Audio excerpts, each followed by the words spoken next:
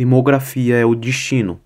Dentro de 4 anos, a África terá mais de 100 cidades com mais de 1 milhão de habitantes. Em meados do século, o total da população do continente vai eclipsar em 2,4 bilhões. A África substituirá de forma constante as economias do leste asiático, como o principal destino da manufatura estrangeira. A produção e o consumo crescerão, enquanto novas cadeias de valor serão criadas no processo. Mesmo agora, investidores estrangeiros estão construindo portos, ferrovias e rodovias em todo o continente. Como resultado, 3 novos corredores transmediterrâneos estão emergindo e unirão a Europa e a África. No entanto, as configurações terão que atravessar os guardiões norte-africanos, dando ao Marrocos, Argélia, Tunísia, Líbia e ao Egito a alavanca para ditar os termos. Nesta nova corrida pela África, haverá disputas sobre recursos e sobre o controle dos corredores, pois o controle é a fonte do poder estratégico. Seja muito bem-vindo ao Caspian Report Brasil. Na última década, uma extraordinária onda de crescimento demográfico e econômico se estendeu até a África. Em 2050, a urbanização mudará a face do continente. Centros metropolitanos serão maiores, mais numerosos e mais conectados com o resto do mundo. As cidades vão produzir e consumir mais. Importações e exportações aumentarão para atender às demandas. A paisagem política já está se ajustando a essa ideia. Em 2018, os membros da União Africana fundaram a Zona Livre de Comércio Continental Africana, trazendo valor adicional para o transcomércio e comércio africano. Abarcando 55 economias e o PIB total de 2,5 trilhões de dólares, a área de livre comércio do continente africano é agora o maior bloco comercial do mundo. Além de promover o comércio interno, a nova infraestrutura e a retirada de direitos de importação e exportação, o bloco também busca aumentar o valor das cadeias pré-existentes. Atualmente, a União Europeia detém uma posição dominante como o maior parceiro comercial da África. Para colocar as coisas em perspectiva, 36% de todas as exportações africanas são destinadas à Europa, enquanto para o segundo maior parceiro, a China, é destinada apenas 9% de todas as exportações africanas. Ao mesmo tempo, a Europa é a fonte de 33 importações, um contraste gritante com 5% das mercadorias importadas da China. Em outras palavras, em face do crescimento da concorrência na África, a Europa continua a ser o parceiro comercial mais importante. E tanto a África quanto a Europa têm muito a ganhar com essa cooperação. Em um relatório de política da Konrad Adenauer Stiftung da Alemanha, o professor Michael Taun destaca uma série de corredores comerciais da África para a Europa, que irão remodelar a interação entre os dois continentes. Esses corredores seguem a trajetória do sistema de rodovias transafricanas, mas são expandidas por portos ferroviários e possivelmente zonas industriais. Eles são necessários para o crescimento da África. De forma mais geral, eles são necessários para melhorar a conectividade comercial aos comércios de consumo e ter uma maior base de manufatura industrial. Corredores comerciais surgem em locais onde grandes investimentos em infraestrutura portuária, ferroviária e rodoviária estão associados a uma base industrial ancorada em uma cadeia de valor de manufatura. Existem 3 configurações desse tipo que vão da Europa para a África e vice-versa. O controle sobre essas configurações vai decidir a estrutura geopolítica nos próximos anos. Em nenhum lugar isso é mais evidente do que no norte da África, onde as rodovias transafricanas se conectam com os nós transmediterrâneos de Rabat, Algiers, Tunis, Trípoli e Cairo. Com a tripla herança árabe-africana e a cultura mediterrânea, as nações do norte da África são os guardiões africanos. O pivô coletivo dos corredores africanos articula-se inteiramente na porção norte do continente. Tal posição concede ao Marrocos, Argélia, Tunísia, Líbia e Egito uma oportunidade única em uma geração de cultivar parcerias em termos favoráveis, e ao fazê-lo, refazer a África do Norte à sua própria imagem. A oeste, Marrocos hospeda o corredor atlântico. Parte do fascínio do Rabino decorre dos consideráveis investimentos em infraestrutura de transporte e base industrial. Por exemplo, o financiamento francês El Borac, ferrovia de alta velocidade, liga o centro comercial de Casablanca à parte industrial da cidade de Tanger. Aqui, o recém-concluído porto de Tangier Met reina supremo, como o maior porto do Mediterrâneo. Bens e commodities vindo de fora, como Senegal, são exportadas pelo porto de Tangier. De Tangier, os navios de carga transportam as mercadorias por 45 km ao norte de Algeciras, o maior porto da Espanha e um ponto de entrada vital para o mercado europeu. Do porto espanhol, eles viajam para o norte, para a França e para a Alemanha. Curiosamente, em 2019, um grande conglomerado automotivo francês abriu uma planta de manufatura ao norte de Rabat para fazer uso da ferrovia de alta velocidade ao porto de Tanger Met. Desde então, o Marrocos emergiu como a principal fabricante de automóveis da África, e este é o tipo de infraestrutura inteligente de investimento que irão determinar o sucesso do corredor atlântico. A França tem sido o principal investidor em Marrocos, mas um fluxo de novos investidores privados e públicos ocorrerão no país nos últimos anos, à concorrência de russos, chineses, turcos e patronos do Golfo Árabe, além dos franceses. Cada investidor faz promessas maiores do que os outros.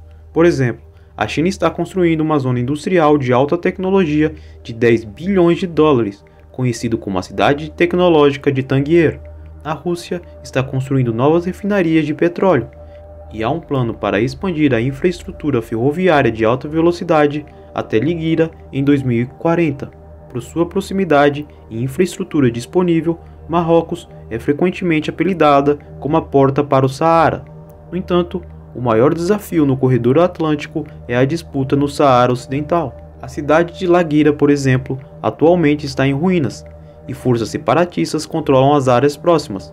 Então, para conectar seu corredor comercial, Rabat precisa restaurar sua soberania sobre os territórios ocupados. Neste contexto, o recente reconhecimento da soberania marroquina no Saara Ocidental é um ponto de inflexão crucial. Também explica os conflitos recentes no Saara Ocidental. Mais a leste, fica o corredor do Maghreb. Começando no final do corredor escandinavo-mediterrâneo, o corredor de Maghreb se estende para o sul através de Malta e para a Tunísia a partir daí. O corredor se conecta por rodovia a Ligier antes de atravessar o Saara e chegar ao sul até os lagos da Nigéria. Alternativamente, o corredor tunisiano flui ao longo da costa, cruzando para a Líbia e em seguida continua mais de 2.300 km ao sul para o Chat de Indamina. Facilitando o fluxo de comércio, são vários desenvolvimentos importantes. Em julho de 2020, a Turquia, Itália, Tunísia, rota de transporte multimódulo começou a operar no centro do Mediterrâneo. Como uma simbiose de interesses turco e italiano, o arco marítimo conecta a região do Maghreb ao sul da Europa e ao Mar Negro. O corredor central de Ob, que recentemente passou por uma reforma de 480 milhões de dólares e é operado por uma empresa turca. Enquanto isso, as empresas chinesas são contratadas para construir um novo porto comercial em Chechel, Argélia. O Sindicato Africano e o Banco Africano de Desenvolvimento estão atualmente considerando melhorar a rede rodoviária transafricana para aumentar a operacionalidade das rotas terrestres. Firmas italianas e chinesas têm boas chances de ganhar contratos adicionais na Argélia, enquanto as empresas turcas provavelmente receberão comissões na Líbia. Firmas italianas e chinesas têm boas chances de ganhar contratos adicionais na Argélia, enquanto as empresas turcas provavelmente receberão comissões da Líbia. O que faz o corredor do Maghreb ficar fora é sua versatilidade. Isso envolve uma série de grandes potências e é o único corredor que vai para a Nigéria, uma nação que vai dobrar sua população para 400 milhões em 2050. Mas aqui, também o corredor de Maghreb enfrenta numerosas complicações. Enquanto a Tunísia permanece como um farol de estabilidade, o corredor precisa da Argélia e da Líbia para funcionar. A Líbia é o verdadeiro problema. O conflito em curso criou um grau de imprevisibilidade que inibe os negócios. No entanto, a mudança está dentro do escopo. A chegada de tropas turcas na Líbia e seu apoio ao governo internacional de Trípoli garantiu a Ankara uma strategic beachhead no Maghreb.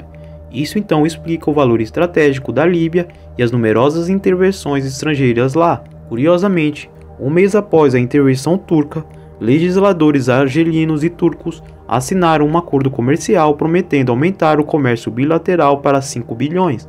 Ao mesmo tempo, a China e a Argélia concordaram em aprofundar a participação dessa última na iniciativa Belt and Road. Então, planos de longo prazo estão sendo feitos. Ao leste, o Egito com sua colossal população e amplo suprimento de energia, permanece como o corredor final da África para a Europa, abrangendo o Mediterrâneo. O corredor egípcio conecta a Europa Central e Oriental através da cidade portuária grega de Pireu, às economias da África Oriental. Seu comprimento total é superior a 10.000 quilômetros, medido a partir do Cairo para a cidade do Cabo, na África do Sul. Para tornar o corredor comercialmente viável, o Cairo busca expandir sua capacidade total de containers. Pequim e Moscou se apressaram para se reunir. Empresas chinesas e russas estão se expandindo. Os portos existentes em Dmitar, Sideport e o novo terminal de container está planejado para a construção em Abukir. O relacionamento próximo da Rússia e da China com o governo egípcio serve a um propósito duplo, como ponto de apoio estratégico e comercial na região. Também são notáveis os planos dos Emirados para expandir os portos do Egito pelo Mar Vermelho. Port Schockner, por exemplo, tem passado por 520 milhões de dólares de expansão. A principal complicação no corredor egípcio fica fora do Egito. Embora o Cairo esteja dando passos impressionantes para expandir sua capacidade de containers, a infraestrutura existente da África Oriental é insuficiente para formar um corredor comercial. Por exemplo, os portos em Mogadishu e Mombasa podem lidar com a carga, mas eles estão mal conectados com as economias emergentes do interior da África Oriental. Portanto, o segmento africano do corredor deve, acima de tudo, melhorar e expandir sua conectividade ferroviária e rodoviária. Financiados por subsidiárias do Kuwait, uma infraestrutura ferroviária moderna está atualmente em desenvolvimento para melhorar a conectividade de transporte entre o Egito e o Sudão. Mas investimentos semelhantes são necessários no sul do continente, e isso não será fácil. Na Etiópia, por onde passa a rodovia da cidade do Cabo do Cairo, há uma insurgência étnica na região de Tigray. Além disso, o Egito está em um impasse com a Etiópia sobre a grande barragem etíope no rio Nilo Azul. Esses conflitos precisam ser resolvidos para que o corredor egípcio seja viável. Também é possível que o Egito evite a Etiópia totalmente, dirigindo o corredor comercial para os países do Nilo Branco, com que tem melhores relações. Este é um processo em formação. Tudo em toda a África está mudando, algumas áreas mais rapidamente do que outras, dependendo de fatores como demografia, economia, política e geografia. Embora a Europa continue a ser o parceiro comercial da África, patronos do Golfo russo, chinês, turco e árabe estão preenchendo o vácuo geopolítico. Ainda assim, os corredores de poder podem não querer comemorar muito cedo, como é muitas vezes o caso em outros lugares. Todo empreendimento de sucesso só compra um bilhete de admissão para mais problemas. A corrida pela África acontecerá nos anos que virão. E esse foi o Caspian Report Brasil.